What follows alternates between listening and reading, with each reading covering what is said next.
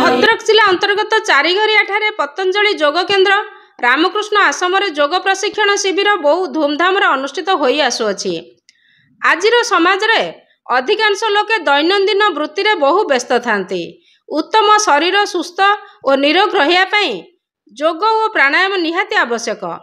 पतंजलि योगपीठ हरिद्वार द्वारा संचालित सहयोग शिक्षक प्रशिक्षण शिविर 11 जुलाई रु 4 अगस्त पर्यंत नियमित विभिन्न योगासन प्राणायाम अभ्यास विशिष्ट योगगुरु द्वारा प्रशिक्षण कार्यक्रम रे भद्रकवासी शिक्षा लाभ करिवार सुवर्ण सुजोग पाइछंती।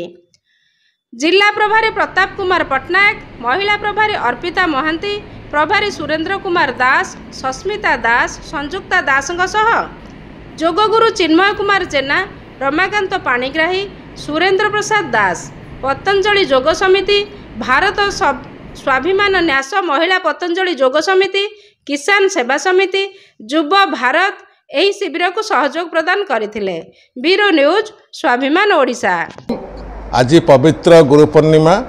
आज आम हिंदू संस्कृति अनुसार महर्षि व्यासदेव जन्मदिन तिथि को आम जो 4 वेदर रचयिता को आम गुरु पूर्णिमा दिवस पालन करुअछु।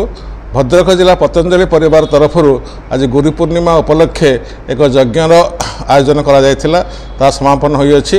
तत्सहित यही जिला पतंजलि ऑफिस केन्द्र रे एक सहयोग शिक्षक पतंजलि जिला संगठन बैनर तले नियमित भाव योग प्रशिक्षण चली, जहाँकि प्रत्येक दिन सकाळ 6टा ରୁ 10टा पर्यंत प्रशिक्षण चली अछि।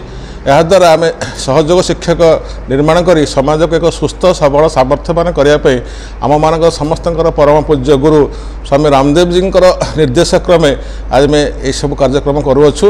आज एक महान तिथि भारतर आमर संस्कृति आमर परंपरा को बजाय रखापी गुरु पूर्णिमा उत्सव को आज केन्द्र में पालन करुअछु। ओम आज हूँ गुरु पूर्णिमा।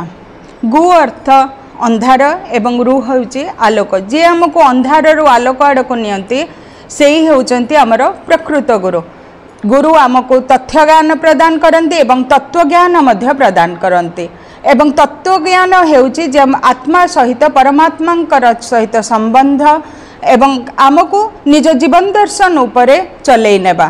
आमे आज यही जो आमर वैदिक परंपरा अनुसार ये चतुर्मास्य आरंभ हुए आज ठारू कार्तिक पूर्णिमा पर्यंत आमर चतुर्मास्य हुए। एथिरे आमर वानप्रस्थ सन्यासी माने गाँ गाँ बुली जीवन दर्शन उपरे आमको संवाद दौथिले, किंतु आजिर जुगरे जेहेतु से सबुर प्रचलन नाही, आमे माने गुरु पूर्णिमा को केवल पालन करी आसुछंती। तांको मने पकेइबा पई हमर पुराण वैदिक परंपरा को मने पकेइबा पई आजिर दिनटी को आमे यज्ञ एवं योग सहित आरंभ करिछु एई पतंजलि हमर एई पतंजलि योग समिति रो कार्यालय रे।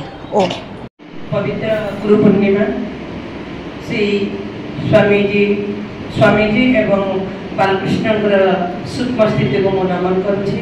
परम पिता परमेश्वर को मोर भक्ति श्रद्धा ज्ञापन करुछि। मोर परम पूज्य गुरुदेव स्वामी वीरेंद्र कुमार पंडा को मोर भक्ति श्रद्धा नमन ज्ञापन करुछि। आज हूँ गुरु दिवस।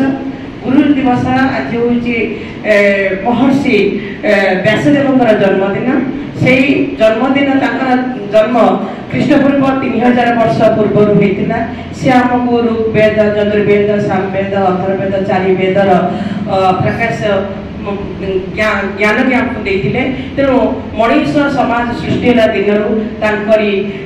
जन्म दिवस को आषाढ़ पूर्णिमा को गुरु दिवस भाव में पालन करा।